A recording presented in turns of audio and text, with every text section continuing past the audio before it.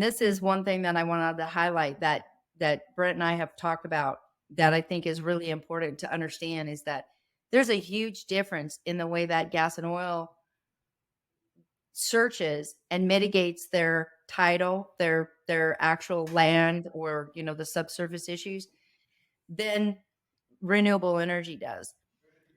Renewable energy wasn't used to having subsurface issues. Like I said, they hardly look at the ground itself, much less think about that there's issues that would be subsurface. And so their checkbox is to get a commitment because they know that that's what is necessary, but they didn't, and they still haven't made this conscious understanding that by getting that title commitment and putting it in a data room for a potential buyer to see, they're actually and potentially highlighting a problem.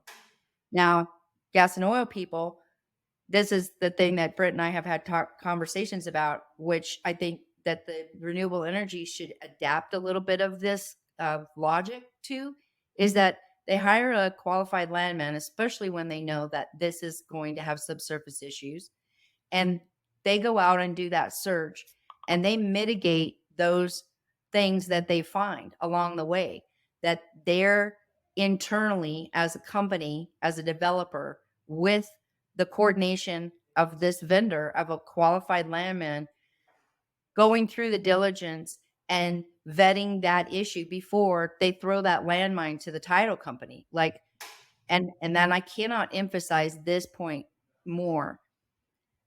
An underwriter has a huge amount of responsibility. They're ensuring risk, and that's the last thing that any of a title underwriter wants is to have a title claim.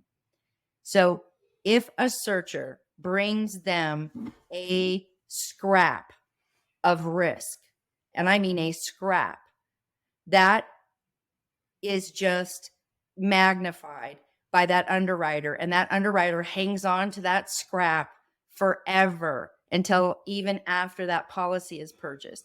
So there is really a good reason for the renewable industry to take note of how gas and oil has done it, where they do the searches and they do some mitigation, and they do not allow the title company or the underwriter to get that nasty taste in their mouth from whatever that defect was. That it's not that they don't have to see it. Nobody's hiding anything. It's that we searched this. There was a very big gap in airship. We drilled down. We found the missing person. We figured this out. Yes, half of the interest was, lost in a poker game, but we found that guy and he's given us the quick claim, rather than everybody always thinks an underwriter thinks the worst case scenario. Again, all you have to do is give them a scrap. So I really feel like that's where Brett and I are and will start to change the industry and help our clients be educated about there's a better way to do this without having the complications of title being involved.